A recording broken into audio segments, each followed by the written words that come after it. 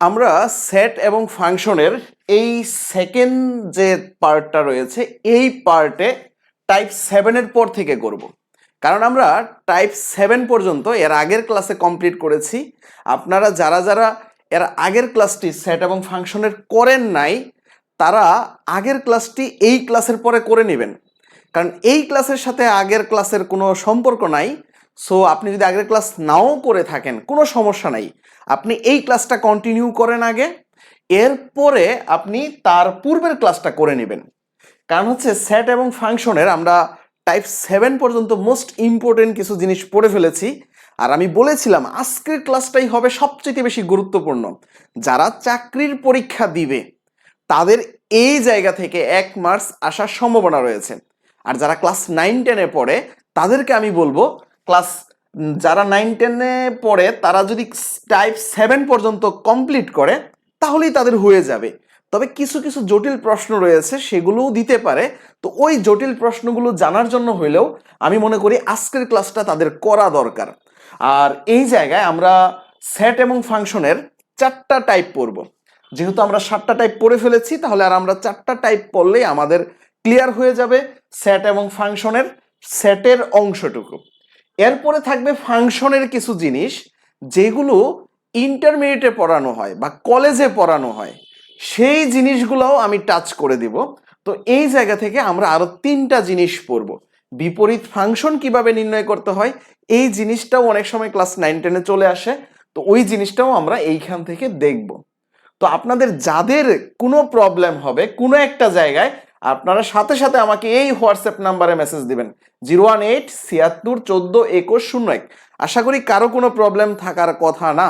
এই ক্লাসটি করার পর আমি অনেকটা সময় বকবক করে ফেললাম, তো আপনাদের সময় নষ্ট করার জন্য আন্তরিকভাবে দুঃখিত। এখন আমরা একদমই পড়াশোনায় চলে যাব, অর্থাৎ সেট এবং ফাংশনের আজকের আমরা ফার্স্ট যে টাইপটা শুরু করব এটা হচ্ছে টাইপ 8। আমরা টাইপ 8 দিয়ে শুরু করব ফার্স্টেই। টাইপ 7 পর্যন্ত আমরা এর আগের ক্লাসগুলোতে পড়েছি, তো আজকে আমরা শুরুই করব টাইপ 8 দিয়ে। টাইপ 8-এ আমাদের একটা সূত্র মুখস্থ করতে হবে। টাইপ 8-এ আমাদের একটা সূত্র মুখস্থ করতে হবে, একদমই সিম্পল একটা সূত্র, জাস্ট সিম্পল একটা সূত্র আমাদের মুখস্থ করতে হবে টাইপ 8-এ। টাইপ 8-এ আমরা যে সূত্রটা মুখস্থ করব, যদি এরকম কখনো পাই ইউনিয়নের একটা সম্পর্ক পাই এ ইউনিয়ন বি, এটা সমান সমান আমরা কি লিখতে পারি? এ ইউনিয়ন বি সমান সমান আমরা কি লিখতে পারি? এই এন দিয়ে আমরা বুঝাচ্ছি এইখানে যে ফাংশনটা রয়েছে বা যেই সংখ্যাগুলো থাকবে তার মান, অর্থাৎ আমরা এইখানে এই সূত্রটা সমান সমান লিখব এন এ। এটা হচ্ছে পাওয়ার সেট বা শক্তি সেট বলা যায় আমরা যখন ব্র্যাকেট দিয়ে লিখি। আপনি জাস্ট একটু মনে রাখার চেষ্টা করেন, যখন ইউনিয়ন থাকবে তখন আমরা কি করব? তখন একটাকে আলাদা করে এন এ লিখব প্লাস এন বি লিখব, এরপরে মাইনাস করে দেব ইন্টারসেকশনের যে অপশনটা থাকবে সেটা, অর্থাৎ এ ইন্টারসেকশন বি, এটাকে বলা হচ্ছে ইউনিয়ন আর এটাকে বলা হচ্ছে ইন্টারসেকশন, অর্থাৎ এটা হচ্ছে সংযোগ আর এটা হচ্ছে কি ছেদক। জাস্ট এই সূত্রটা আপনাকে মাথায় রাখতে হবে। প্রশ্নটা কেমন থাকবে?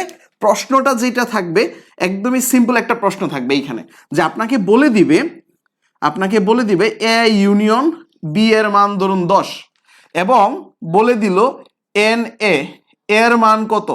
এর মান হচ্ছে 12 এবং আপনাকে বলে দিল এন বি এর মান কত? এন বি এর মান 6। এখন আপনাকে বের করতে বলল যে এন এ ছেদ এন বি এটা কত হবে। জাস্ট এরকমই প্রশ্ন থাকবে, দেখবেন আপনাকে এই ভ্যালুগুলা দেওয়া রয়েছে, জাস্ট এই প্রশ্নের এই সমাধানটা কত হবে। এই টাইপটা এত বেশি ইম্পর্টেন্ট না। এর পরের টাইপগুলা যেটা হচ্ছে মানে আমরা টাইপ 9 এবং টাইপ 10 টাইপ 11 এই 3টা টাইপই হবে সবচেয়ে গুরুত্বপূর্ণ। এই টাইপেরও প্রশ্ন অনেক সময় দেখা যায়, তো আপনাকে এর জন্য এই সূত্রটা মনে রাখতে হবে। আশা করি এই সূত্রটা একদমই ইজিভাবেই মনে থাকবে। আমরা ইউনিয়নটা করার জন্য আমরা আলাদা আলাদা লিখবো, তারপরে ছেদটা কি করব? বাদ দিয়ে দিব। তাহলে আমাদের এইখানে মানগুলা বসাই দিলেই হয়ে যাবে। এইখানে দেখুন 10 বসাচ্ছি আর এইখানে কত বসাচ্ছি? 12 প্লাস 6 এবং বিয়োগ করে আমরা এই যে এই মানটা বের করব, অর্থাৎ এ ছেদ বি। তাহলে এটাকে এই পাশে নিয়ে আসি আর এটাকে ওই পাশে নিয়ে যাই। তাহলে এ ছেদো বি এর মানটা কত পাচ্ছি? এ ছেদো বি এর মান কত হবে? 18 থেকে 10 চলে যাবে। 18 থেকে 10 চলে গেলে কত থাকবে? 8। এটাই হচ্ছে আনসার, এটাই হচ্ছে আনসার। তাহলে এই ধরনের প্রশ্ন আমরা পারবো। এখন হচ্ছে আমাদের গুরুত্বপূর্ণ প্রশ্ন টাইপ 9। আমরা টাইপ 9টা দেখবো এখন। খুবই খুবই খুবই গুরুত্বপূর্ণ, এটাকে আপনি 4 স্টার দিয়ে রাখুন।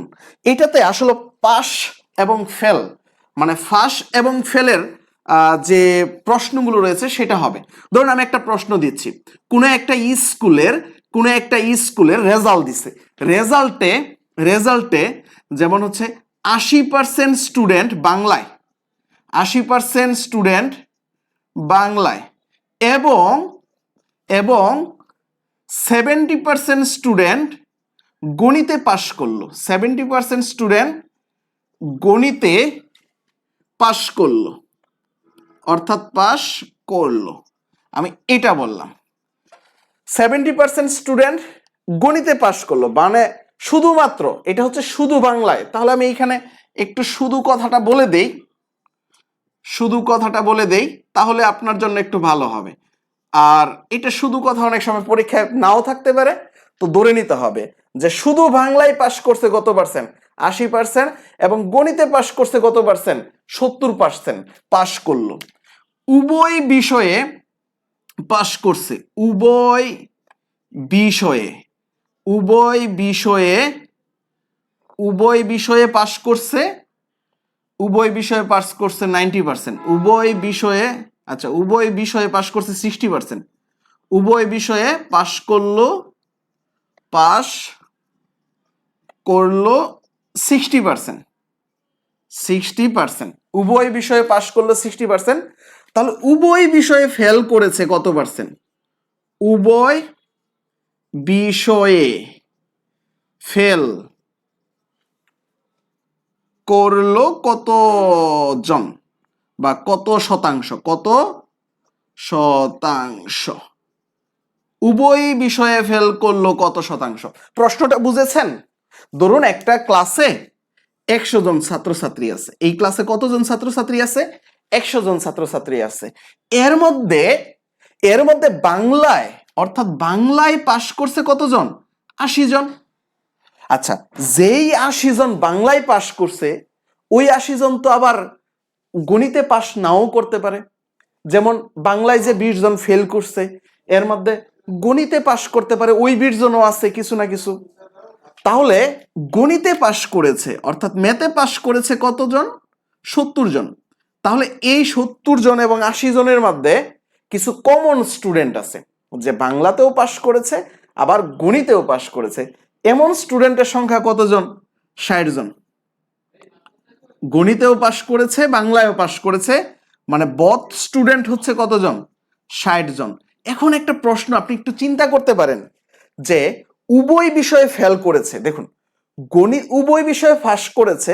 আপনি যদি একটু চিন্তা করেন, বাংলাতে 80 জন, যেই বাংলাতে 80 জন পাশ করেছে, ওইখানে 20 জন কিন্তু বাংলায় ফেল করেছে।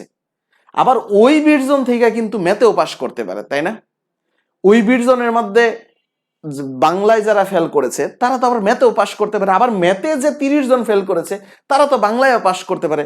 কেউ যদি এমন বলে যে উভয় বিষয়ে পাশ করছে 60 জন, তাহলে উভয় বিষয়ে ফেল করছে 40 জন, এমন তো হবে না। আপনি চিন্তা করেছেন? এমন কিন্তু কখনোই হবে না।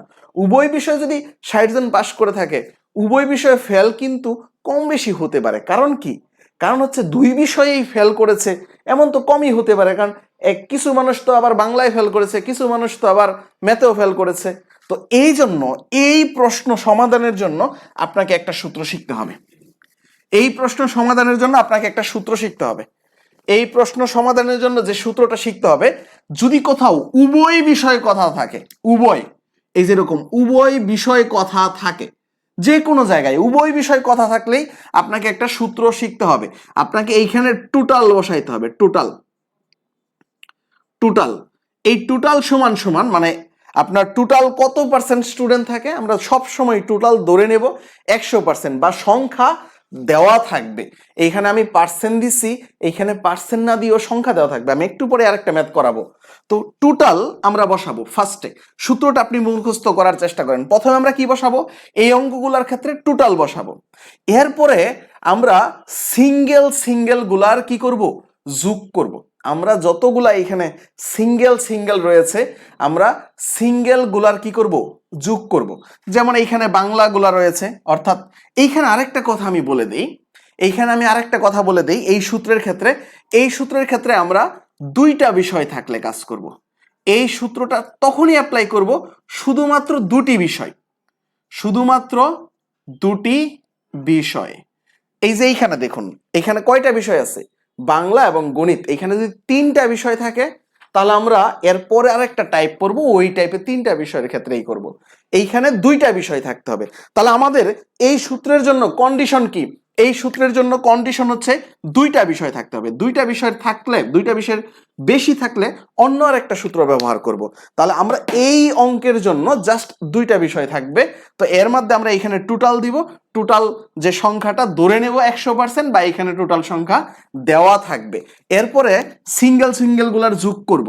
তাহলে আমরা এখানে সিঙ্গেল যে মানগুলো রয়েছে, এই সিঙ্গেল প্লাস সিঙ্গেল, অর্থাৎ এই সিঙ্গেল প্লাস সিঙ্গেল, এই সিঙ্গেল গুলার মান যোগ করব। এরপরে আমরা বিয়োগ করে দিব কি? বদ। মানে উভয় বিষয়ে পাস বা ফেল, অর্থাৎ এইখানে উভয় বিষয়ে পাস অর্থাৎ বদ পাস, এটা আমরা কি করব? বিয়োগ করে দিব। আচ্ছা, আমি এইখানে আরেকটু কথা বলি। আমরা হচ্ছে এই যে এইখানে উভয় বিষয়ে পাস বা উভয় বিষয়ে ফেল, দুইটার ভিতরে আমরা যেটা হচ্ছে পাস করবে তাদেরকে আমরা বদ দিব, আর যারা ফেল করবে তাদেরকে আমরা কি দিব? নাম দিব। তাহলে বদটাকে কি করব? বিয়োগ করে দিব। আর নান, যারা ফেল করেছে এদেরকে কি করব? যোগ করে দিব। এই কথাটা কিন্তু মাথায় রাখতে হবে। এই জিনিসটা দিয়ে আমরা এখন সমাধান করে ফেলবো, এই সূত্রটা দিয়ে আমরা এখন সমাধান করে ফেলবো। এইখানে কত পার্সেন্ট স্টুডেন্ট ধরে নিলাম? আমরা 100% স্টুডেন্ট, এই যে 100% দিলাম। এরপরে সিঙ্গেল সিঙ্গেল, এই যে 80%, এই 80% প্লাস এই যে সিঙ্গেল হচ্ছে 70%। তারপরে বিয়োগ করে দিব, বিয়োগ কত? 60%, এই যে 60% আমরা দিলাম। এরপরে আমাদের উভয় বিষয়ে ফেল করেছে, অর্থাৎ উভয় বিষয়ে ফেল কত? নান। এই নানটা বের করব। তাহলে আমাদের যদি এইখানে বিয়োগ করি, বিয়োগ করলে কত থাকতেছে? 90। কারণ হচ্ছে 7 8 15, 115 থেকে অর্থাৎ 60 বাদ দিলে কত থাকবে? 90 থাকবে। 90 এই দিকে আসলে মাইনাস হয়ে যাবে। তাইলে মাইনাস হয়ে গেলে 100 থেকে 90 চলে গেলে কত থাকবে? 100 থেকে 90 চলে গেলে থাকবে 10%। তাহলে উভয় বিষয়ে ফেল করেছে, অর্থাৎ নান কত পার্সেন্ট? 10%। এটাই হচ্ছে আনসার। তাহলে আমরা যদি এই প্রশ্নটাকে একটু চেঞ্জ করে দেই, যে এইখানে আমি বললাম শুধু বাংলায় হচ্ছে 60 জন এবং গণিতে 40 জন, এবং উভয় বিষয়ে পাশ করলো যে 80 জন, এবং এইখানে কতজন ছাত্র ছিল? মোট ছাত্র ছিল 120 জন। তাহলে এখন কতজন ছাত্র ফেল করেছে? আমরা এটা কিভাবে বের করব? এখন কতজন ছাত্র ফেল করেছে এটা আমরা কিভাবে বের করব? সেম এই জায়গায় সেম সূত্রটা বসাবো। এই জায়গায় টোটাল কতজন ছাত্র ছিল? 120 জন। যদি ছাত্র 120 না থাকতো তাহলে 100 দিতাম, ধরে নিতাম 100, কারণ শতকরা হিসাবে ধরে নিতাম। তাহলে এখানে টোটাল ছাত্র বলেই দিছি কত? 120 জন। সিঙ্গেল সিঙ্গেল যোগ করব, অর্থাৎ এইখানে 60 প্লাস এইখানে হচ্ছে 40, তারপরে বিয়োগ করে দিব কি? বদ, অর্থাৎ এইখানে টোটাল কতজন পাস করেছে? 80 জন। তারপরে হচ্ছে প্লাস এই নানটাই আমরা বের করতে চাচ্ছি, কতজন ফেল করেছে। তাহলে এই যে এইখানে কত?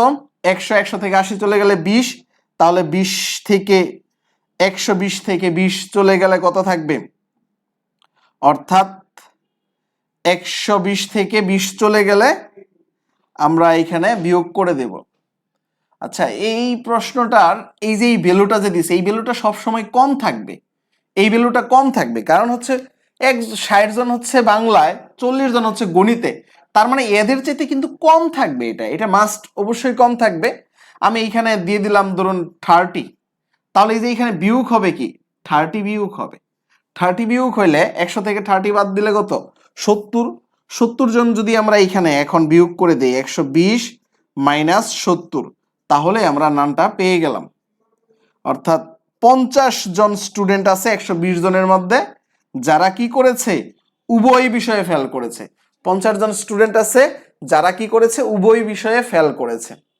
আচ্ছা, তাহলে এই ধরনের প্রশ্ন আপনি পারবেন যে প্রশ্নই দেই না কেন, এই ধরনের প্রশ্নই কিন্তু চাকরির পরীক্ষায় সবচেয়ে বেশি আসে। তাহলে আপনি এই ধরনের যে কোনো প্রশ্ন পারবেন কিনা।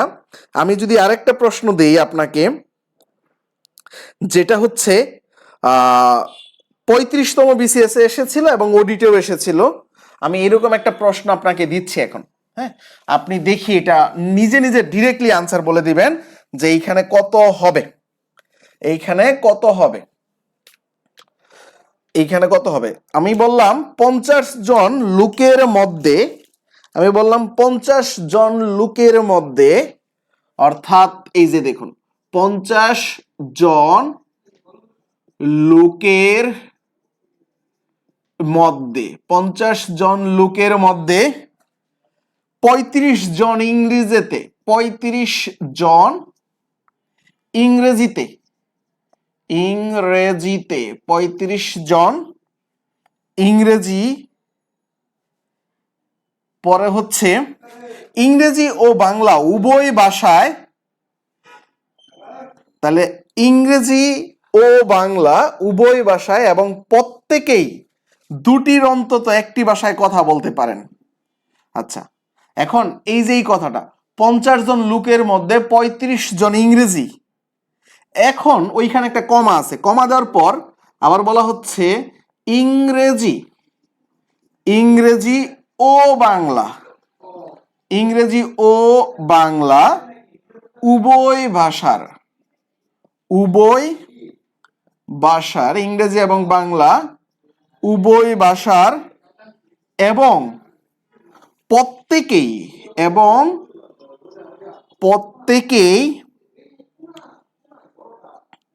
প্রত্যেকেই এবং প্রত্যেকেই ইংরেজি এবং বাংলার উভয় ভাষার এবং প্রত্যেকেই, প্রত্যেকেই দুটি, দুটি অন্তত একটি করে একটি ভাষায় কথা বলতে পারে, দুটির অন্তত, অন্তত একটি ভাষায় কথা বলতে পারে, কথা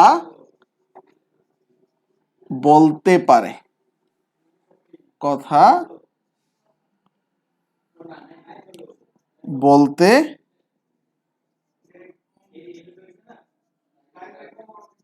পারে। তাহলে বাংলায় কথা বলতে পারে কতজন? তাহলে বাংলায় কথা বলতে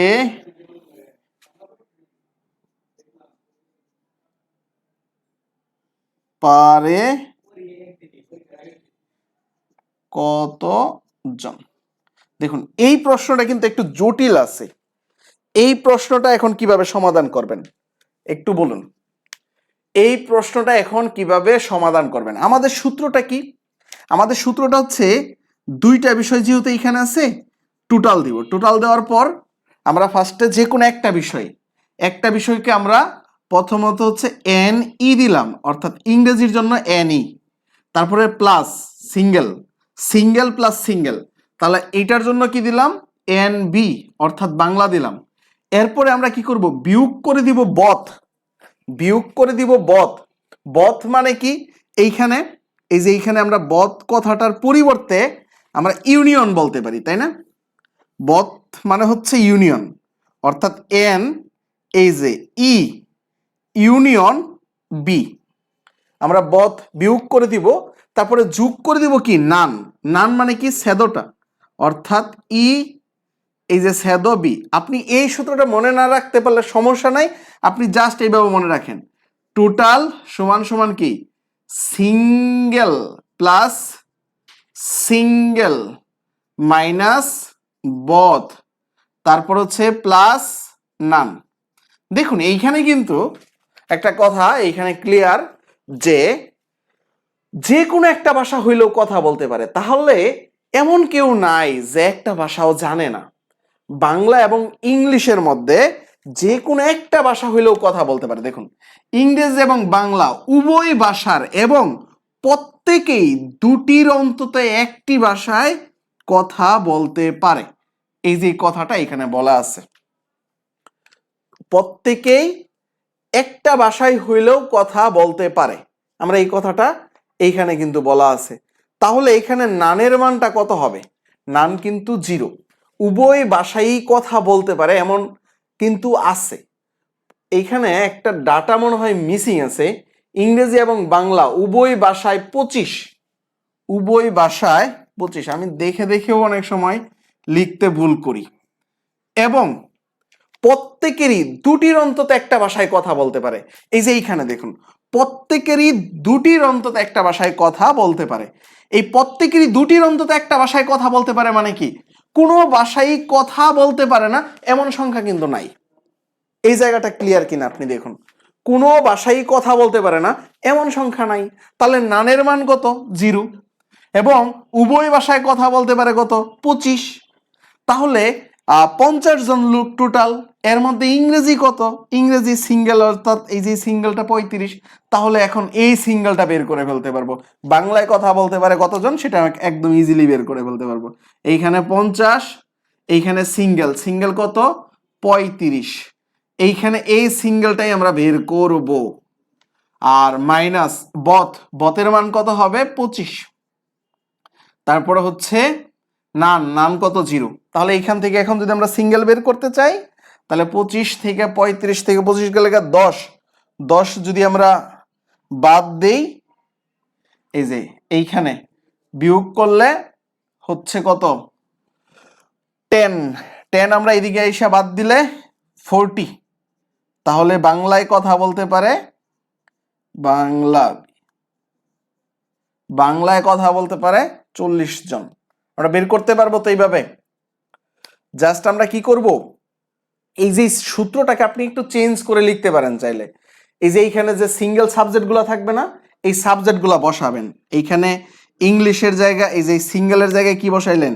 ইংলিশ বসাইলেন, ইংলিশ। আর এইখানে বসাইলেন বাংলা, বাংলা। এরকম হইলে খুব ভালো হয়। আপনি সূত্রটা এইভাবে শিখেন তাহলেই হবে। তাহলে এই ইম্পর্টেন্ট, অর্থাৎ এই টাইপ 2টা কিন্তু খুবই ইম্পর্টেন্ট। এই টাইপ 2 থেকে দেখবেন অনেক জায়গায় প্রশ্ন আসে, অনেক জায়গায়, অনেক জায়গায়। আর যারা ক্লাস 9-10-এ পড়ে তারা এই যে সূত্রটা শিখে নেবা, কষ্ট করে এইভাবে লিখবা, এই যে এই পদ্ধতিতে। আর যারা আপনারা বিসিএস পরীক্ষা দিবেন বা অন্যান্য চাকরির পরীক্ষা দিবেন, আপনারা এইভাবে লিখলেই হবে। আর এই পদ্ধতিতে লেখার দরকার নাই, এই পদ্ধতিতে লেখার দরকার নাই। এবং এটাকে যদি এখন ব্যঞ্চিত্রে দেখাইতে বলে আপনি কিভাবে দেখাবেন? আগে এইটুকু করবেন, করার পর এখন একটা ব্যঞ্চিত্র তৈরি করবেন। এইখানে হচ্ছে 50, এর ভিতরে বাংলা আছে আর ইংলিশ আছে আর কমন আছে। তাহলে বাংলাতে কত? বাংলাতে হচ্ছে 40, এই যে এইখানে 40 বাংলা, আর এটা হচ্ছে ইংলিশ। তাহলে এইখানে 40, আর এই যে ইংলিশ, ইংলিশেরটা কত? 35। তারপরে এই যে কমন, কমনের পার্টটুকু এখানে লিখলেই হবে 25। জাস্ট এইভাবে ব্যঞ্চিত্রে দেখাই দিলেই হবে। তাহলে আমরা এইটুকু বুঝছি। তাহলে এই ধরনের প্রবলেম আমরা সলভ করতে পারবো তো নাকি? আমি যদি আরেকটা প্রবলেম দেই আপনাদেরকে, আমরা যদি আরেকটা প্রবলেম দেই, দেখুন আমরা এই ধরনের প্রবলেম নিজেরা এখন সলভ করতে পারবো আশা করি, তাই না? আচ্ছা দেখুন, এইখানে আরেকটা প্রবলেম আছে। 50টা বলের মধ্যে 30টির গায়ে লাল দাগ, 20টির গায়ে নীল দাগ, 12টির গায়ে লাল ও নীল উভয় দাগ আছে। কতটি বলের মধ্যে নীল দাগ নাই, এটা বের করতে হবে। দেখুন এটাই হচ্ছে মোটামুটি এই টাইপ 2 এর লাস্ট প্রশ্ন। হ্যাঁ, এটাও কোনো না কোনো জায়গায় এসেছিল। এই প্রশ্নগুলো অনেক সময় ব্যাংকেও আসতো, বুঝছেন? যত কঠিন পরীক্ষা রয়েছে সব জায়গায় কিন্তু এই ধরনের প্রশ্ন আসে। তাহলে আপনি এই প্রশ্নটা দেখুন তো পারেন কিনা। 50টি বলের মধ্যে 50টি বলের মধ্যে 50টি বলের মধ্যে 30টির গায়ে লাল দাগ, 30টির গায়ে লাল দাগ, 50টি বলের মধ্যে 30টা বলের গায়ে লাল দাগ, 20টি নীল দাগ, নীল দাগ, 20টি নীল দাগ এবং 12টির গায়ে লাল ও নীল, লাল ও নীল, 12টির গায়ে লাল ও নীল উভয় আছে, উভয় আছে, 12টির গায়ে লাল এবং নীল উভয় আছে। কতটি বলের মধ্যে লাল ও নীল কোনো দাগ নাই? কতটি বলের মধ্যে লাল ও নীল কোনোটাই নাই, লাল ও নীল কোনোটাই নাই। এইটা কিভাবে সমাধান করবেন? দেখুন এটা কি বের করতে বলছে, নাই মানে নান বের করতে বলছে, তাই না? আমরা এই যে টোটাল লিখলাম, তারপর হচ্ছে লাল অর্থাৎ এই যে এন আর রেড বুঝাইলাম, তারপর হচ্ছে এন নীল ব্লু বুঝাইলাম অর্থাৎ এন বি, দেন হচ্ছে বিয়োগ করে দিব বথ আর প্লাস করে দিব নান, এই নানটাই বের করতে বলছে, তাই না? তাহলে আমাদের টোটাল কত? 50। রেড কত? রেড হচ্ছে 30, তারপরে ব্লু কত? 20, বথ কত? 12। তাহলে এখন আমাদের নান বের করতে হবে। এই যে দেখুন এইটুকুর যোগ করলে কত হয়? 50। এদিকে আসলে 50 থেকে 50 চলে যাবে, এদিকে -12, এদিকে আসলে কত হয়ে যাবে? +12। তাহলে নানের মান কত? নানের মান হচ্ছে 12। এটাই হচ্ছে আনসার। তাহলে আশা করি বুঝতে পেরেছেন। তাহলে দুইটা থাকলে আপনি যেহেতু পারেন, দুইটার ক্ষেত্রে কোনো যদি সমস্যা না হয় তাহলে তিনটার ক্ষেত্রে কোনো প্রবলেম নাই। তিনটার ক্ষেত্রেও আমরা জাস্ট এই কাজগুলাই করব, একটু ব্যতিক্রম হবে, সূত্রটা একটু ঝামেলা হবে। এটা হচ্ছে দুইটা যখন থাকবে তখন আমরা এই সূত্র ব্যবহার করব। তাহলে আমরা 10 নাম্বার টাইপ 10 এ চলে যাচ্ছি। টাইপ 10 এ হচ্ছে আমাদের কথা হচ্ছে এইখানে লাল একটা আর নীল, এই যে দুইটা, জাস্ট এখানে দুইটা জিনিস দেওয়া থাকতো, তাই না? লাল নীল, বাংলা ইংরেজি, গণিত ইংরেজি বাংলা গণিত, এমন দুইটা জিনিস দেওয়া থাকতো এবং উভয় বিষয়ে পাস এই জিনিসটা দেওয়া থাকতো, বা উভয় বিষয়ে ফেল এই জিনিসটা দেওয়া থাকতো, উভয় বিষয়ে পাশের জিনিসটা বের করতে হইতো। তার জন্য আমরা এই সূত্র ব্যবহার করতাম।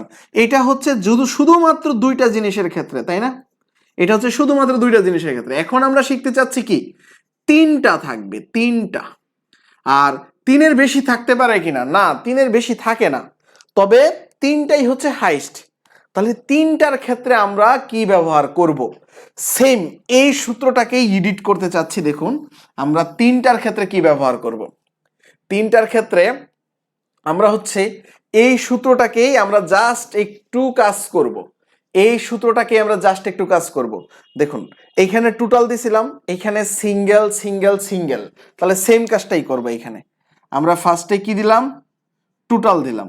এরপরে এই যে এইখানে সিঙ্গেল সিঙ্গেল, তাহলে তিনটা সিঙ্গেল হবে, single plus single plus single, তিনটা সিঙ্গেল যোগ করলাম, কারণ আমরা এই যে এখানে সিঙ্গেল সিঙ্গেল যোগ করতেছিলাম, তাহলে এখানেও তিনটা সিঙ্গেলের যোগ করলাম।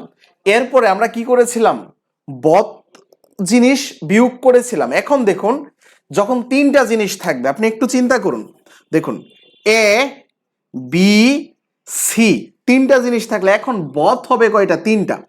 এই যে দেখুন এই দুইটাকে বথ বলা যায় দুই, অর্থাৎ এ বি। আবার বিসি বলা যায়, এরাও জোর। এবং এইখানে এসি বলা যায় জোর।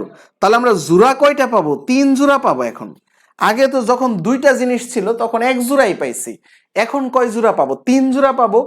সো যারা বথ বথ আছে অর্থাৎ জোড়া জোড়া আছে তাদেরকে এখন বিয়োগ করব। যারা জোড়া জোড়া থাকে তাদেরকে কি করব? বিয়োগ করে দেব। এই যে এই কাজটা করব। যারা জোড়া জোড়া থাকবে তাদেরকে আমরা কি করব? বিয়োগ করে দেব। যারা জুড়ায় জুড়ায় জুড়ায় থাকবে তাদেরকে বিয়োগ করে দেব। জাস্ট এই কাজটা করব। আগে একটা বতের বিয়োগ করেছিলাম, এখন কয়টা বতের বিয়োগ করব? অল যে ডাবল থাকবে, যেখানে ডাবল ডাবল থাকবে সব ডাবলের বিয়োগ করব। অর্থাৎ আপনাকে বলে দিবে লাল ও নীল এত, পরে হচ্ছে নীল এবং কালো এত, আবার লাল এবং কালো এত। যদি এমন প্রশ্ন থাকে তখন আমরা এই ডাবল ডাবলের কি করব? বিয়োগ করব। জাস্ট এই কাজটা করব। এখন হচ্ছে আমরা একটা গুরুত্বপূর্ণ বিষয়, সেটা হচ্ছে এই যে নাম, নাম তো যোগ করব তাই না? নাম যোগ করার পরেও আরেকটা এক্সট্রা জিনিস যোগ করতে হবে। এইখানে তিনটা বিষয়ই থাকতে পারে না?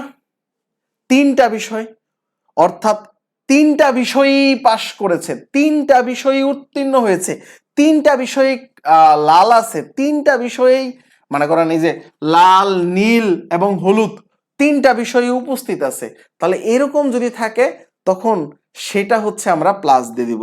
অর্থাৎ অল থাকলে যেটা অল সেই জিনিসটা আমরা প্লাস করে দেবো। একটা প্রবলেম সলভ করি তাহলে দেখবেন আপনি বুঝতে পারতেছেন। বুঝছেন?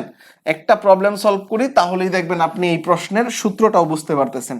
দেখুন অনেক বেশি কঠিন না, আপনাকে সূত্রটা আমি ক্লাসেই মুখস্থ করিয়ে দিব, তো আপনি জাস্ট একটু টাইম দেন। দেখুন আমরা একটা প্রবলেম সলভ করি যেটা বিসিএস এ এসেছিল এমন, তাহলে দেখবেন আপনার সমস্যা সমাধান হয়ে গেছে। আমরা যে কোনো একটা প্রবলেম সলভ করি, প্রিভিয়াস ইয়ারের একটা প্রশ্নই আমরা নেই।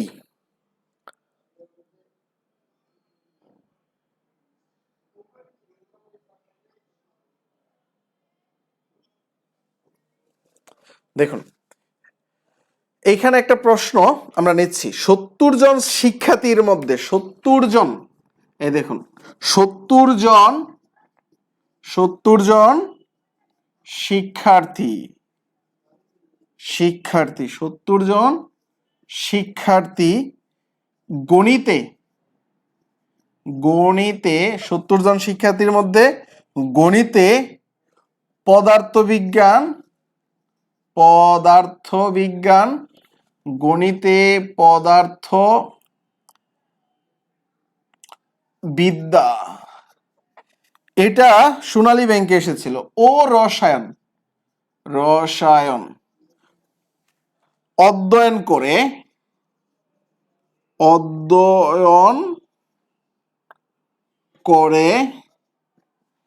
তার মধ্যে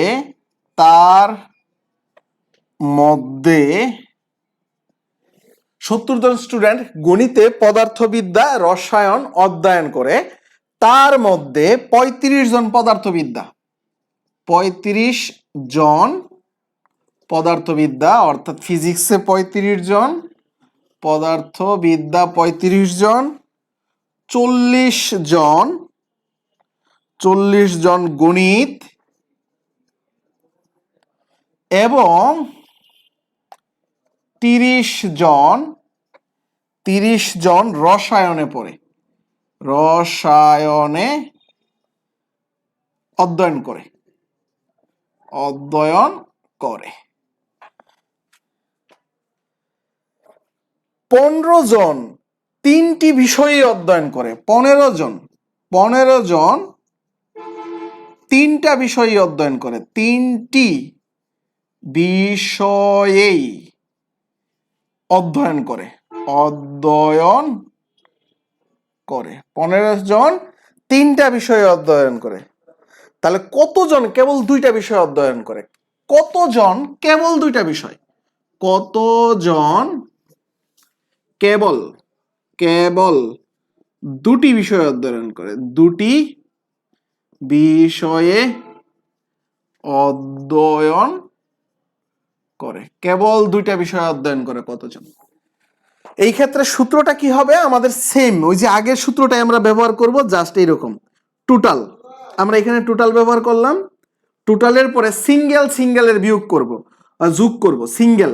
এইখানে এন ফিজিক্স অর্থাৎ পদার্থবিজ্ঞান, এই যে physics, N physics plus N রসায়ন অর্থাৎ এন কেমিস্ট্রি রসায়ন প্লাস এন ম্যাথ, এই যে ম্যাথ দিলাম, সিঙ্গেল সিঙ্গেল সিঙ্গেলদের যোগ করলাম। এরপরে বিয়োগ করে দিব কি? বথ। এই যে কেবল দুটি বিষয় অধ্যয়ন করে, তাহলে বিয়োগ করে দিলাম অল বথ। এইখানে একটা বথই আছে যেহেতু, তাহলে এইখানে বথ আমরা কি করলাম? বিয়োগ করে দিলাম বথ। এরপরে যোগ করে দিব কি? ট্রিপল যেটা আছে, ট্রিপল অর্থাৎ তিনটা, তাহলে যোগ করে দিলাম ট্রিপল ট্রিপল। এরপরে যোগ করে দিলাম কি? নান। এইখানে নান কত হবে? এইখানে নান হবে 0, কারণ এইখানে কি বলছে, এমন প্রশ্নে কি কিছু বলছে যে একজনও অধ্যয়ন করে না এমন কোন সংখ্যা আছে? 70 জন শিক্ষার্থীর মধ্যে এমন কোন স্টুডেন্ট আছে যারা কোনো বিষয়ই পড়ে না? তার মানে এইখানে যদি বলতো 70 জন মানুষের ভিতরে, 70 জন মানুষের ভিতরে এই 35 জন এতজন এবং তিনটা বিষয়ে পড়াশোনা করে 15 জন এবং 60 জন আছে যারা কোনো বিষয়ে পড়াশোনা করে না, এমন যদি থাকতো তাহলে নানের সংখ্যা হইতো 4। তাহলে এখানে নান কত? 0। তাহলে আমরা বুঝে গেলাম এইখানে 70 জন আছে, এইখানে 70 দিব। তারপরে এইখানে ফিজিক্সে কত? 35। যোগ করব কেমিস্ট্রির কত? কেমিস্ট্রির হচ্ছে 30, কেমিস্ট্রির 30।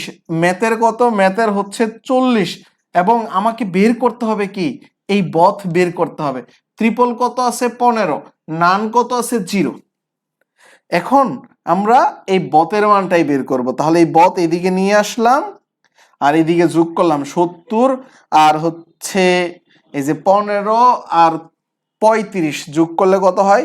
50। 50 আর 70 কত? 120। 120 থেকে 70 বাদ দিব, তাহলে কত থাকতেছে? 50। এই 50 জন কি বথ বিষয়ে অধ্যয়ন করে। তাহলে আমরা এই ধরনের প্রশ্ন পারবো?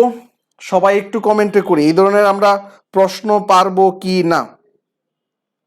তাহলে আমরা এই ধরনের প্রশ্ন পারবো? আমাদের সূত্রটা কি? অল ডাবলস দিতে হবে। আচ্ছা, আমরা বথ একটা দিছি তাই না? এখানে প্রশ্নটা কি বলা হয়েছে? 15 জন উভয় বিষয়ে অধ্যয়ন করে।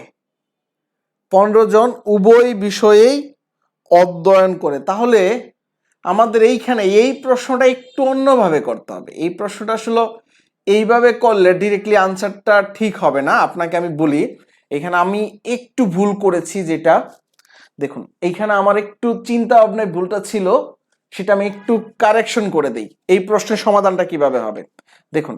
আমাদের এইখানে বথ কিন্তু একটা দেওয়া আছে, আমাদের বথ দেওয়ার কথা এখানে কয়টা? 3টা। এইখানে দেখুন এইখানে 15 জন উভয় 3টি বিষয়েই অধ্যয়ন করে, এটা ঠিক আছে 15 জনের কথা।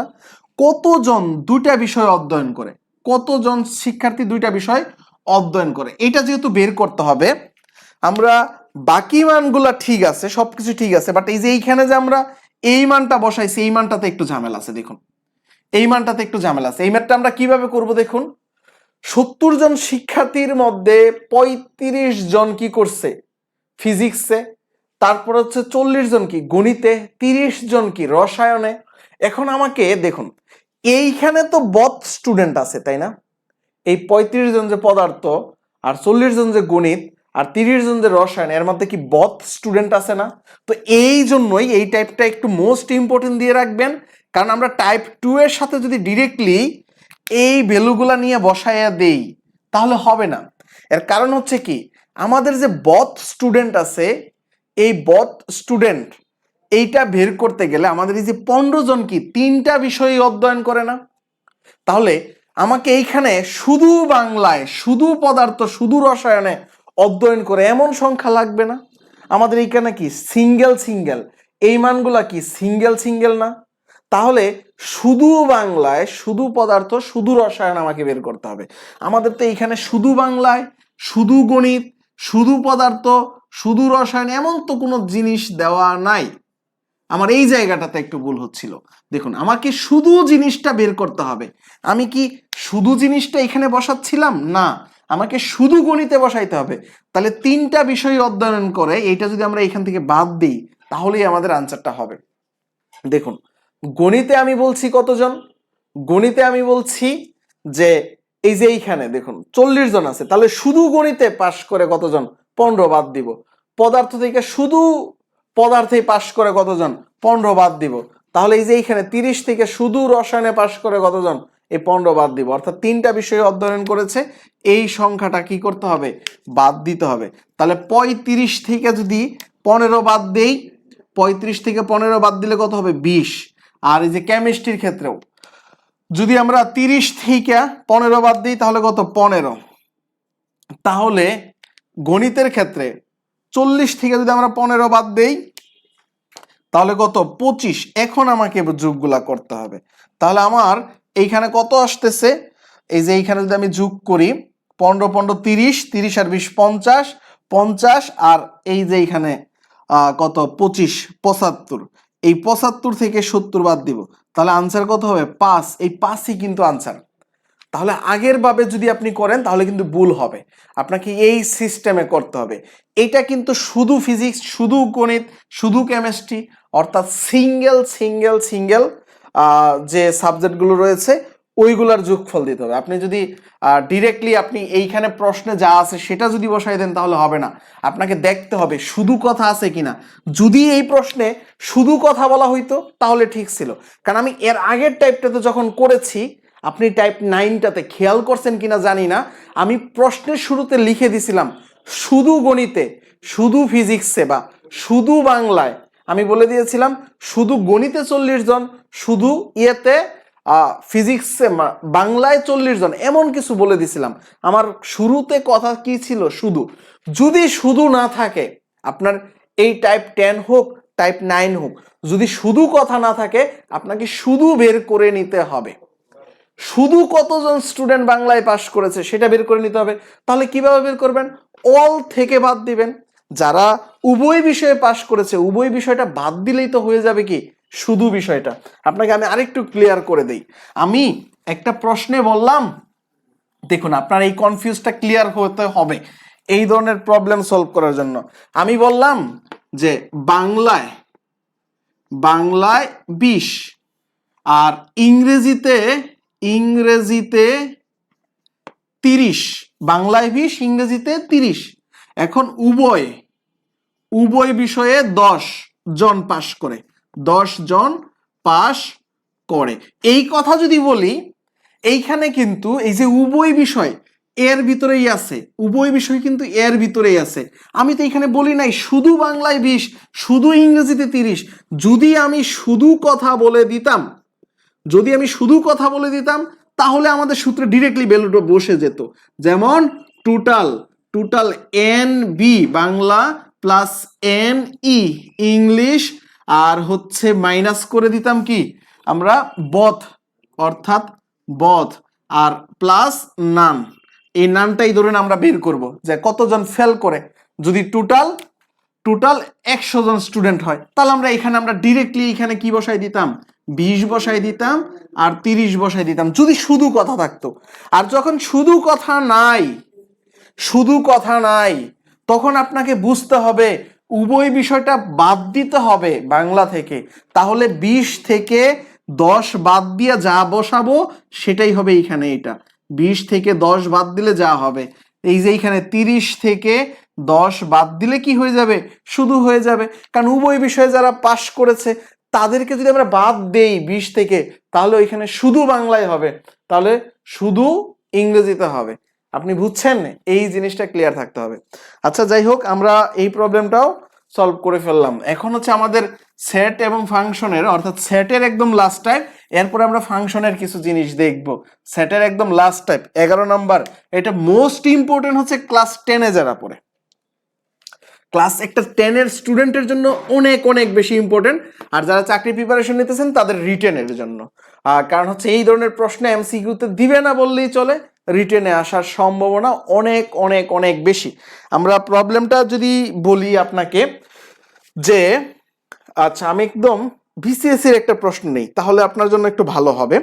আমি ডিরেক্টলি বিসিএস এর একটা প্রশ্ন নিচ্ছি যে আপনার জন্য একটু ভালো হবে। যে সকল স্বাভাবিক সংখ্যা, দেখুন, যে সকল স্বাভাবিক সংখ্যা, যে সকল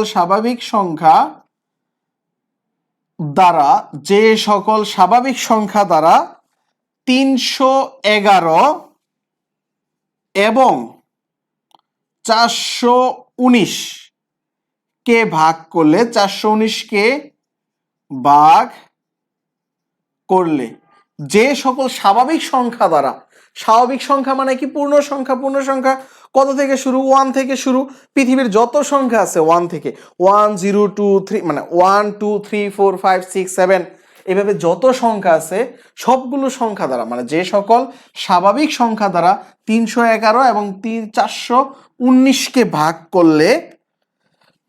করলে প্রতি ক্ষেত্রে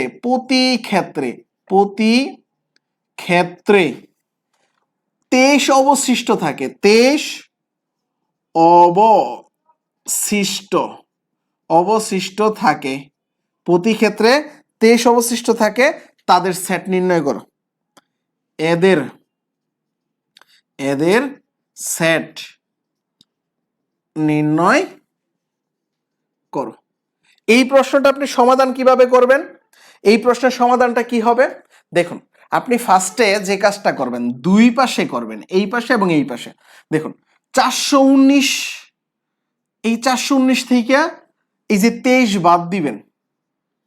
আবার ঠিক এইখানেও 311 থেকে 23 বাদ দিবেন।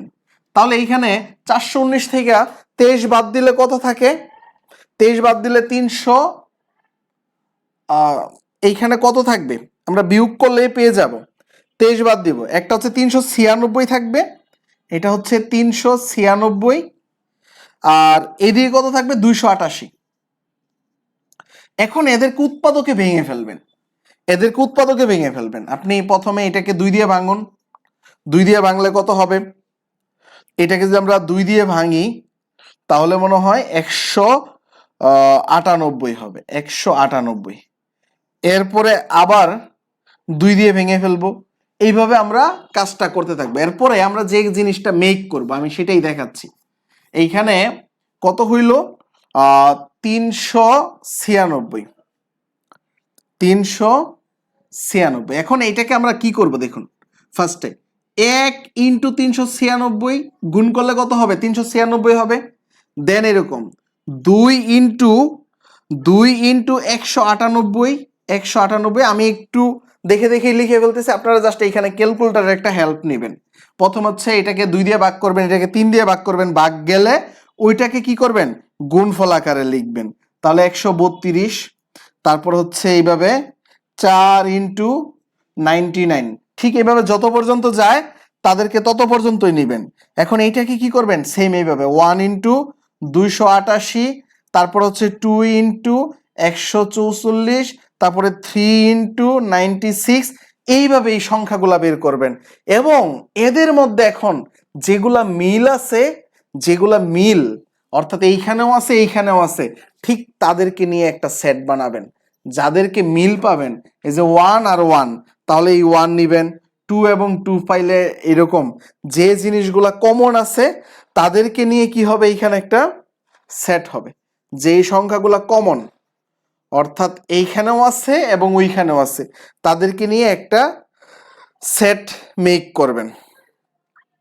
এই সেট মেক করার পর যেই সংখ্যাটা 2 জনের ভিতরে কমন পাবো, অর্থাৎ আপনি একটু দেখুন, আমরা যদি এটাকে এ বলি, এটাকে এ আর এটাকে বি বললাম। ধরুন এটা হচ্ছে আমার এ একটা সংখ্যা, এটা হচ্ছে বি একটা সংখ্যা। আপনি প্রথমে এর জন্য সেটটা বানান, এর জন্য কত, এই যে 1 2 3, এইভাবে অনেকগুলাই তো আসবে, এইভাবে অনেকগুলা লিখলেন। তারপরে বি এর জন্য সেটটা বানান, তারপরে এইভাবেও তো অনেকগুলাই আসবে, 1 2 3 ডট ডট ডট ডট। তারপরে আপনি যেটা বের করবেন এ ছেদ বি, এইখানে আপনি অনেকগুলা সংখ্যাও পাইতে পারেন। এর মধ্যে সবচেয়ে বড়টা নেবেন, সবচেয়ে বড়টা দিয়েই বলবেন এইটা দ্বারা ভাগ করলে এত অবশিষ্ট থাকবে, জাস্ট এইটাই সবচেয়ে বড়টা নেবেন, তাহলেই এটা হয়ে যাবে। অর্থাৎ এইখানে কমনের ভিতরে যদি 3-4টা আসে, এর মধ্যে সবচেয়ে বড়টা নেবেন, বড়টা দিয়ে ভাগ করলেই আমরা অবশিষ্ট পাবো। তাহলে এইটাই হচ্ছে আনসার। এই ধরনের প্রশ্ন আশা করি পারবেন। আমি বোর্ডে জায়গা কম, প্লাস হচ্ছে অনেকগুলা ক্যালকুলেশন করা লাগবে, এই জন্য দেখাইলাম না। এইটা শুধুমাত্র রিটেনের জন্য, এটা আসলে এমসিকিউতে আসবে না। এখন আমরা চলে যাই ফাংশন। ফাংশনে আমরা 3টা টাইপ পড়ব। ফাংশনে আমরা কয়টা টাইপ পড়ব? 3টা টাইপ পড়ব ফাংশনে। তাহলে আমরা এখন চলে যাচ্ছি ফাংশন। ফাংশনে আমরা 3টা টাইপ পড়ব। তাহলে ফাংশনের টাইপ 1 আমরা এখন ফাংশনে চলে যাচ্ছি। তাহলে ফাংশনে আমরা কয়টা টাইপ পড়ব? 3টা।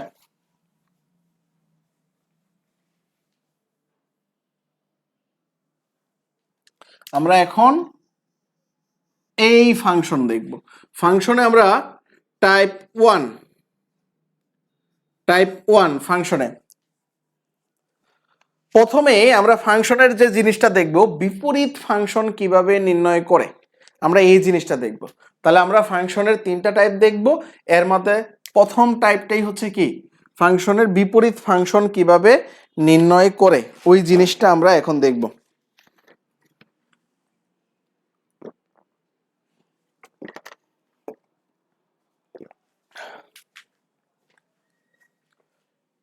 আপনি যদি ফাংশনের এই 3টা টাইপ পড়েন তাহলেই হবে। তাহলে আমরা ফাংশন সেট এবং ফাংশনের 3টা টাইপ দেখব। এর ভিতরে টাইপ 1 আমরা যা পড়ব সেটা হচ্ছে বিপরীত ফাংশন। বিপরীত ফাংশন নির্ণয়। তাহলে আমরা টাইপ 1-এ কি পড়ব? বিপরীত ফাংশন নির্ণয়।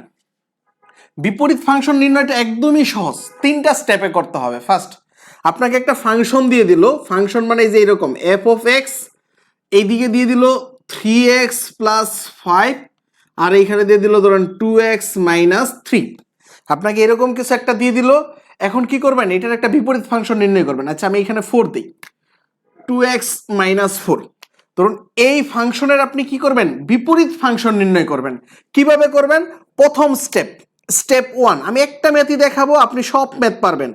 দেখুন স্টেপ 1-এ আমরা যেটা করব, স্টেপ 1-এ আমি ধরে নেব, ধরি আমি এই যে এইটুকু সমান সমান y equal F of x সমান সমান 3x + 5 2x - 4। আমি ফার্স্টে এই কাজটা ধরে নিলাম, ধরি ওয়াই সমান সমান এইটা। এরপরে আমরা এই যে এইটুকু থেকে আমরা কাজটা করব, Y equal F of X, step 1-এর কাজ। দেন এইটাকে কি করব? উভয় পাশে এফ ইনভার্স দ্বারা গুণ করব। এফ ইনভার্স দ্বারা গুণ করব। এফ ইনভার্স দ্বারা কেন গুণ করতেছি?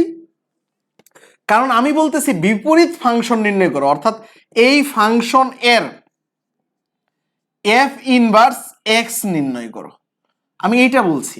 তাহলে বিপরীত ফাংশন মানে এফ ইনভার্স লাগবে, এই জন্য আমরা এফ ইনভার্স দিয়ে গুণ করেছি। তাহলে এই জায়গায় ইনভার্স আর এই জায়গার এফ কাটা যাবে, কাটা গেলে কি থাকবে? এফ অফ ইনভার্স ওয়াই সমান সমান এক্স। তাহলে এটা আমি একটা সমীকরণ চিন্তা করতে পারি। 1 নাম্বার স্টেপে আমরা এক্স সমান সমান কি পেয়ে গেছি? F inverse y. এটা সবার ক্ষেত্রে সেম, এইটুকু অঙ্ক সবার ক্ষেত্রেই সেম, এইটুকু নিয়ে কারো কোনো ঝামেলা থাকার কথা না। ওয়াই সমান সমান এফ অফ এক্স, তারপর উভয় পাশে এফ ইনভার্স দিয়ে গুণ করেছি। এই যে এফ ইনভার্স আর এফ কাটা চলে গেছে, কাটা চলে গিয়ে থাকলো কি? শুধু এক্স। তাহলে এফ ইনভার্স ওয়াই সমান সমান এক্স, এইটুকু সবাই করবেন। এখন আমরা এইখানে টাইপ স্টেপ 2 করব। এই যে এইখানে এই স্টেপ 2টাও একদম সহজ, স্টেপ 3টাই একটু ঝামেলাল সবার ক্ষেত্রে। স্টেপ 2-তে আমরা কি করব? স্টেপ 2টাও একদমই সহজ। আমরা এখন স্টেপ 2টা করব। আচ্ছা স্টেপ 2 তে আমরা যে কাজটা করব সেটা হচ্ছে যে এই যে এইখানে y ইজ ইকুয়াল টু এই সমীকরণটাই যে y সমান সমান কি 3x প্লাস 5 2x মাইনাস 4 এই জায়গা থেকে আমরা x এর মান বের করব। x এর মান কেন বের করব? এই যে x এর জায়গায় যেন বসায় দিতে পারি। এই জায়গা থেকে আমরা পরের কাজটা কি করব? x এর মান বের করব। x এর মান কেন বের করব? যাতে করে আমরা এই x এর জায়গায় ওইটুকু বসায় দিতে পারি। আচ্ছা, তাহলে আমরা এই যে এখানে গুণ করে দেই, আর গুণন এইভাবে, তাহলে 2xy, এই যে y দিয়ে এটাকে গুণ করলাম, পরে মাইনাস 4y সমান সমান কি 3x প্লাস 5। x এর গুলা এক পাশে নিয়ে আসি, 2xy, x এর গুলা এক পাশে নিয়ে আসলাম, 3x, এটা ওই পাশে চলে গেল, প্লাস হয়ে যাবে 4y প্লাস 5। দেন এক্সটাকে কি করলাম? কমন নিয়ে ফেললাম, 2y মাইনাস 3 সমান সমান কি 4y প্লাস 5। এখন এইটুকুকে কি করলাম? নিচে পাঠাইয়া দিলাম, অর্থাৎ x সমান সমান পেয়ে গেলাম কি 4y প্লাস 5, আর হচ্ছে কি 2y মাইনাস 3, এটা আমরা পেয়ে গেলাম। এখন এই যে x এর মান যদি এইটুকু হয়, আবার x এর মান যদি f ইনভার্স হয়, তাহলে এটা হচ্ছে আমার 2 নাম্বার সমীকরণ। এখন এই 2 নাম্বার সমীকরণে কি করলাম? 1 নাম্বার সমীকরণের মান বসাই দিব, এটাই স্টেপ 3। এই যে x এর জায়গায় f ইনভার্স y বসাই দিব। তাহলে আমরা স্টেপ 3 তে কি করলাম? এই যে 2 নং এ আইসা 1 নং এর মান বসাই দিলাম, অর্থাৎ x এর জায়গায় আমরা কি বসাই দিলাম? f ইনভার্স y বসাই দিলাম। তাহলে আমরা এই যে 4y প্লাস 5 2y মাইনাস 3। এখন একটা বিষয় হচ্ছে, আমরা এই x এর জায়গায় যদি 4 বসাই, তাহলে এই যে x এর জায়গায় 4 বসাইতে হয়, এই x এর জায়গায় কত বসাইতে হয়? 4 বসাইতে হয়। এই x এর জায়গায় যদি 10 বসাই, তাহলে এই x এর জায়গায় 10 বসাইতে হয়, এই x এর জায়গায় 10 বসাইতে হয়। এটি তো ফাংশনের নিয়ম। এইখানে যা দিব, দুনিয়ার যা কিছু দিব, এইখানে যদি আমরা বই দেই, এইখানেও বই দিতে হবে, এইখানেও বই দিতে হবে। এইখানে যদি আমরা 100 দেই, এইখানেও 100 দিতে হবে, এইখানেও 100 দিতে হবে। এইখানে যদি আমরা 500 দেই, এইখানেও 500, এইখানেও 500। এইখানে যদি আমরা m দেই, এইখানেও m দিতে হবে, এইখানেও m দিতে হবে। এইখানে যদি আমরা y দেই, এইখানেও y, এইখানেও y দিতে হবে। সেম ভাবে তো এটাও পাইলাম। আমি তো নির্ণয় করতে বলছি কি বিপরীত ফাংশন, অর্থাৎ f ইনভার্স x। আমি তো বলি নাই f ইনভার্স y নির্ণয় করতে। আমাদের বের হয়ে গেছে কি f inverse y। f inverse y তো আমি চাই নাই, আমি চাইছি কি f ইনভার্স x। তাহলে আমার এই যে f ইনভার্স, এই y এর জায়গায় কি বসাই দিতে হবে? x বসাই দিতে হবে। আমরা এটা আমাদের নিয়ম অনুযায়ী বসাইতে পারি। f ইনভার্স এই y এর জায়গায় বসলো কি x, তাহলে এইখানে যত জায়গায় y আছে ঠিক তত জায়গায় কি বসবে? x বসবে, অর্থাৎ আমরা মানটাও পেয়ে গেলাম। তাহলে আমাদের রেজাল্ট আমরা কিন্তু পেয়ে গেছি। রেজাল্ট কি? f ইনভার্স x সমান সমান 4x প্লাস 5 2x মাইনাস 3, এটাই অ্যান্সার। এইভাবেই যত ম্যাথ আসবে বিপরীত ফাংশনের, আপনি এই কাজটাই করবেন, তাহলেই হবে। এখন আমরা ডিরেক্টলি এই জায়গা থেকে এই লাইনে আসতে পারি কিনা? অবশ্যই পারি। সেটা কিভাবে পারি? দেখুন, আমরা যে কাজটা করছি সেটা আপনি একটু মনোযোগ দিয়ে দেখুন। এই যে এইখানে যা আছে, এই যে এইখানে যা আছে, এইখানে যা আছে আমরা এইখানে বসাবো। এইখানে প্লাস থাকলে এইখানে মাইনাস দিয়ে বসাবো, এইখানে মাইনাস থাকলে এইখানে কি করব? প্লাস দিয়ে বসাবো।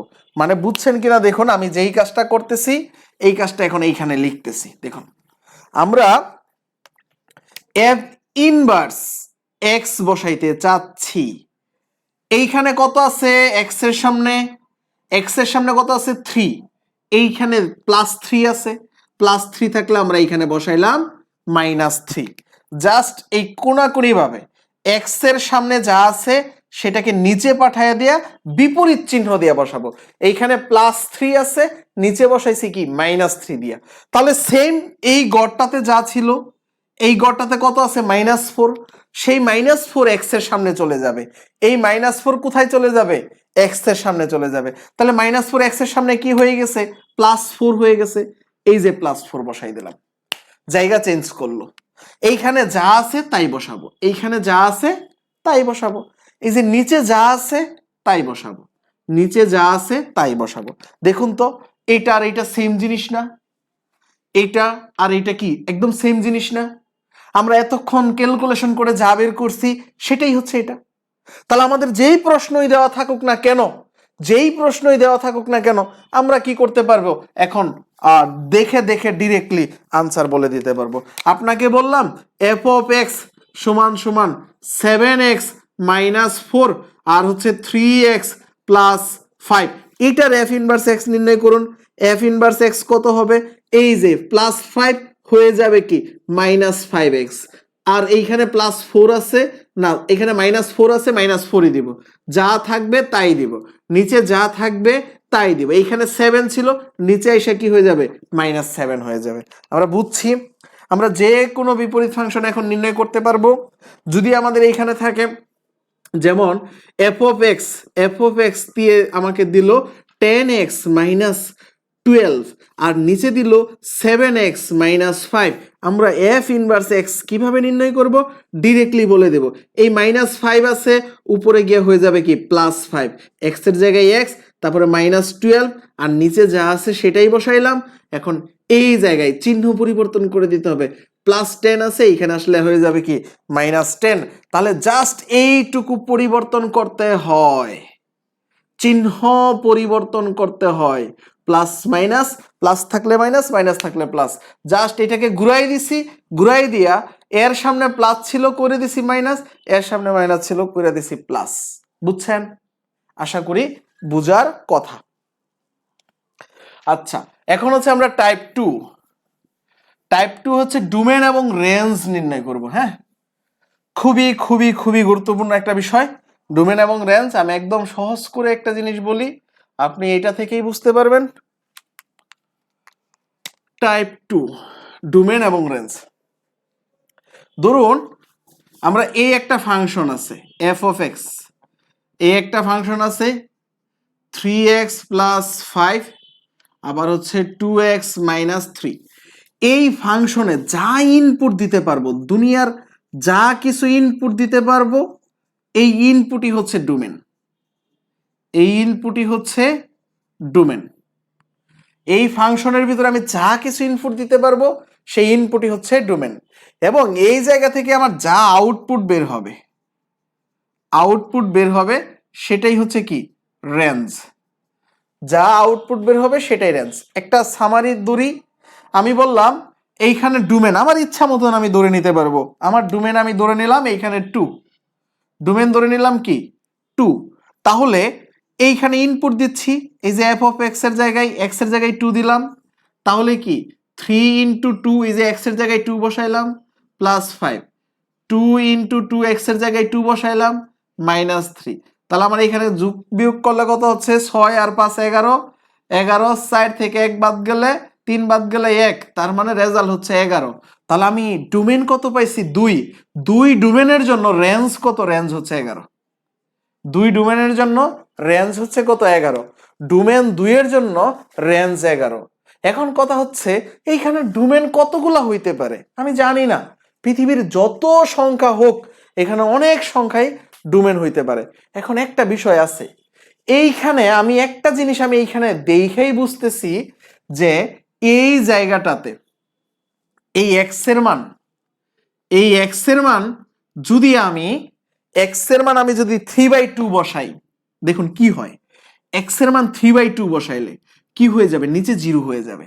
এই যে দেখুন 2, x এর মান কত বসাইতে চাচ্ছি? 3/2 -3। এই 2 বাদ, 3 থেকে 3 চলে গেলে কত? 0। তাহলে নিচে 0 হয়ে গেলে এটা কি হয়ে যাবে? অসংজ্ঞায়িত হয়ে যাবে। এমন কোনো ডোমেন আমরা বসাইতে পারবো না যার জন্য অসংজ্ঞায়িত মান আসতে পারে। আমার কথা বুঝছেন? খুবই কঠিন একটা টপিকস ডোমেন এবং রেঞ্জ। এটা অনেক স্টুডেন্টই একটা প্রবলেম ফেস করে বের করার জন্য। তাহলে আমরা এমন কোনো মান এখানে বসাইতে পারবো না যার জন্য মান অসংজ্ঞায়িত হতে পারে। তাহলে আমি যদি এই ফাংশনের ডোমেন বের করতে চাই তাহলে আমাকে একটা কথা বলে দিতে হবে এই জায়গায়।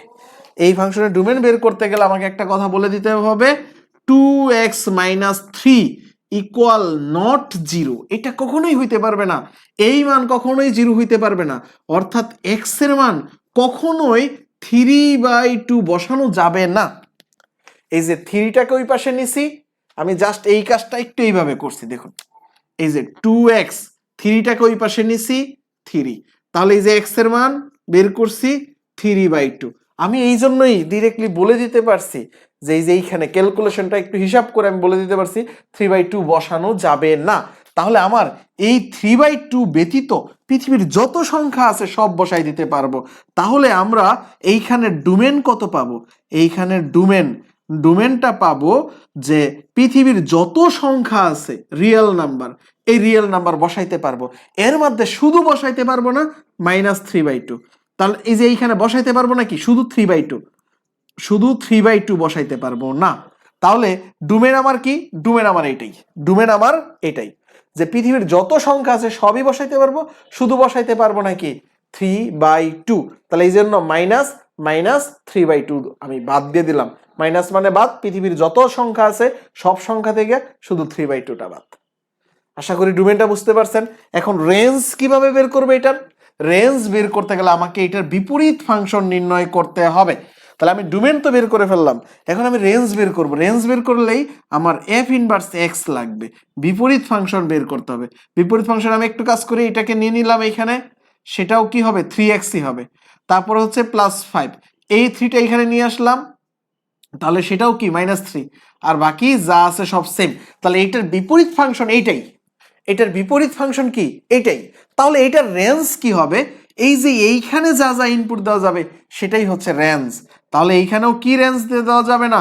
ওই বাস্তব সংখ্যা ব্যতীত, অর্থাৎ এই 3/2 ব্যতীত পৃথিবীর যত সংখ্যা আছে সব সংখ্যাই ইনপুট দেওয়া যাবে। আমি আরেকটা ফাংশন দিচ্ছি, ওইটার ডোমেন এবং রেঞ্জ আলাদা হবে। দেখুন আমরা ওইটার ডোমেন এবং রেঞ্জ বের করব। আমরা f of x লিখলাম 5x, আমরা লিখলাম 5x - 5, আর হচ্ছে 2x - 3। এটার ডোমেন কি হবে? এটার ডোমেন বের করতে চাচ্ছি। এটার ডোমেন কি হবে? এইটার সমান 0 হওয়া যাবে না, অর্থাৎ 2x - 3 নট 0। তাহলে এই জায়গা থেকে x এর মান বের করলাম 3/2। তাহলে এটার ডোমেন কি হবে? ডোমেন হবে রিয়েল নাম্বার থেকে বাদ দিব কি? বাদ দিব 3/2, এটা। তাহলে এটা রেঞ্জ বের করব। রেঞ্জ বের করলে আমাকে কি করতে হবে? বিপরীত ফাংশন লাগবে, f ইনভার্স x লাগবে। f ইনভার্স x আমি কিভাবে বসাবো? সেম, ওই -3 এইখানে গেলে কত হয়ে যাবে? +3x, তারপরে -5, আর এই 5 নিচে আসলে কত হয়ে যাবে? -5, আর এইখানে যা আছে তাই। তাহলে এইখানে এইটা যেন শূন্য না হয়, অর্থাৎ 2x - 5 নট ইকুয়াল 0। তাহলে এইখানে x এর মান হচ্ছে 5/2। আচ্ছা, এখন এই জায়গা থেকে রেঞ্জ বের করব। রেঞ্জ কত হবে? রেঞ্জ হচ্ছে রিয়েল নাম্বার থেকে বাদ যাবে কি? বাদ যাবে 5/2। এখন একটা প্রশ্ন আসতে পারে, আমরা যা ইনপুট দেই তা তো জানি ডোমেন, কিন্তু আমরা বিপরীত ফাংশনে যা ইনপুট দিলাম তা আবার রেঞ্জ হইলো কিভাবে? হ্যাঁ, এই প্রশ্নটারই আনসার হচ্ছে এটা। আমরা যখন একটা মেশিন, আপনি একটা চিন্তা করেন, এইটা একটা মেশিন, ধান ভাঙার মেশিন। এটা একটা, ধরুন এই জায়গায় ধান দেন, এই জায়গায় কি দেন? ধান দেন। এই দিক দিয়ে কি বের হয়? চাল বের হয়। এখন কোনোভাবে এই মেশিনটা উল্টা হয়ে গেছে। আপনি এই মেশিনটাকে কি করছেন? উল্টাইয়া দিছেন। এখন এই মেশিনটাকে উল্টাইয়া দিলে এই দিক দিয়ে আপনার কি দিতে হবে? চাল দিতে হবে। আর এই দিক দিয়ে চাল দিলে এই দিক দিয়ে কি বের হবে? ধান হয়ে বের হবে। তাহলে এই মেশিনটা আপনার f of x, আর এই মেশিনটাই f ইনভার্স x। আপনি এই মেশিনে ধান দিতেন, ধান দিলে কি বের হইতো? চাল বের হইতো। তাহলে ধান হচ্ছে ডোমেন, আর চাল যেটা বের হইতো সেটাই হচ্ছে রেঞ্জ। এখন আপনার ওই মেশিনটা উল্টায় যাওয়া মানে f ইনভার্স x। এখন যদি আপনি চাল দেন, তার মানে রেঞ্জ দেন, তাহলে আপনার কি বের হবে? ডোমেন বের হবে। তাহলে বিপরীত ফাংশনে আমরা যেটা ইনপুট দিব সেটাই হচ্ছে রেঞ্জ। নর্মাল ফাংশন আমি যা ইনপুট দিব সেটাই হচ্ছে ডোমেন। ডোমেন এবং রেঞ্জ বের করার এর চাইতে সহজ প্রসেস আপাতত আমার জানা নেই, তবে এর চাইতে সহজ প্রসেস আর মনে হয় হবেও না, কারণ এটাই হচ্ছে সবচেয়ে ইজি প্রসেস। আশা করি আপনি এখন বুঝতে পেরেছেন। আচ্ছা, এখন হচ্ছে আমাদের একদম লাস্ট টাইপ, এই ফাংশনের একদম শেষ টাইপ, তাহলে আপনার ইন্টারমিডিয়েট পর্যন্ত কভার হয়ে যাবে। আপনার যত প্রশ্ন আছে, যত জায়গায় আছে, চাকরির পরীক্ষায় এই জিনিসগুলো কেউই পড়ায় না আমার জানা মতে, তবে আপনাকে আমি এই জন্যই পড়াইলাম, কখনো কোনো জায়গায় যেন, কোনো পরীক্ষায় যেন আর না আটকাইতে পারে। ফাংশনের এখন আমরা ফক এবং গফ নির্ণয় করব। দেখুন, ফক ভার্সেস গফ, এটা নির্ণয় করবো। এটা আসলে কি? ধরুন দুইটা ফাংশন দেওয়া আছে, একটা ফাংশন হচ্ছে এফ অফ এক্স, একটু চিন্তা করুন, একটা ফাংশন হচ্ছে এফ অফ এক্স যেটা হচ্ছে 2x+5, আরেকটা ফাংশন হচ্ছে জি অফ এক্স, এটা হচ্ছে 3x+7। এই যে এই দুইটা ফাংশন দেওয়া আছে, এই দুইটা ফাংশন দেওয়া থাকার পর আপনাকে ফক এবং গফ নির্ণয় করতে বলল। আপনি কি করবেন দেখুন, এই যে জিটাকে কার ভিতরে ঢুকিয়ে দিবেন? ফাংশন এফ এর ভিতরে ঢুকিয়ে দিবেন, অর্থাৎ জি কার ভিতরে আছে? এফ এর ভিতরে আছে। আর এখানে এফ কার ভিতরে আছে? জি এর ভিতরে আছে। তাহলে আমরা ফার্স্টে ফক নির্ণয় করি। ফক ফক ফক কি করব? আগে এইখানে একটা ফাংশন আমাকে বসাইতে হবে। এইখানে কোন ফাংশনটা আগে বসাবো? এই যে এফ আগে বসাবো, এফ এফ আগে বসাবো। এই আগে যা আছে তাই আগে বসাবো, আগে যেটা আছে আগে ওইটাই বসাবো। আগে কি বসাচ্ছি? এই যে দেখুন 2x+5, এই যে যেটা আছে ওইটাই বসাচ্ছি। আগে এফ আছে, এফই বসাচ্ছি। এখন এই এক্স এর জায়গায়, এই এক্স এর জায়গায় পুরা জিটাকে ঢুকাইয়া দিব, এই এক্স এর জায়গায় পুরা জিটাকে ঢুকাইয়া দিব। এটাই এটাই হচ্ছে কি ফক। এখন আমরা যা নির্ণয় করব সেটাই হয়ে গেছে কি ফক। এই যে 2 দুগুণে 4x প্লাস হচ্ছে 7 দুগুণে 14 প্লাস 5, তাহলে হচ্ছে 4x প্লাস হচ্ছে 14 আর 5 হচ্ছে 19, এটাই হচ্ছে ফক। এটাই হচ্ছে কি আনসার ফগের। তাহলে গফ আমরা এখন গফ নির্ণয় করতে পারবো আশা করি। আমরা এখন গফ নির্ণয় করতে পারবো আশা করি। গফ কিভাবে নির্ণয় করব? এই যে ফাংশন আমরা যেটা গফ নির্ণয় করতে চাচ্ছি, গফ এই ফাংশন জি এর ভিতরে, তাহলে জি এর ভিতরে কি করব? জি এর ভিতরে আমরা এফটা দিব। তাহলে আগে জিটা লিখে ফেলি, জি আগে আছে, এই যে এখানে জি আগে আছে, তাই আমরা জিটাকে কি করব? আগে লিখে ফেলবো। জি আগে লিখে ফেলতেছি, অর্থাৎ 3x+7। এই জি লিখে ফেলার পর এই এক্স এর জায়গায় আমরা জিটাকে ঢুকিয়ে দিব, অর্থাৎ এই লাইনেই ঢুকিয়ে দিব, এই লাইনেই, এই লাইনেই, এই লাইনেই আমরা কি করব? একটু জায়গা খালি রেখে আমরা এই এক্স এর জায়গাটাতেই জি ঢুকিয়ে দেব, অর্থাৎ এই যে এইখানে 3x+7 আমরা এই যে জিটাকে কি করছি? আগে লিখছি। এখন এই এক্স এর জায়গায় আমরা পুরো এফটা ঢুকিয়ে দিব। এখন পুরো এফটা ঢুকিয়ে দিলে কত হচ্ছে? 3 × 2x+5+7। এখন 3 দুগুণে 6x প্লাস হচ্ছে 3 5 15 প্লাস হচ্ছে 7, 15 আর 7 কত? 22, অর্থাৎ এখানে 22।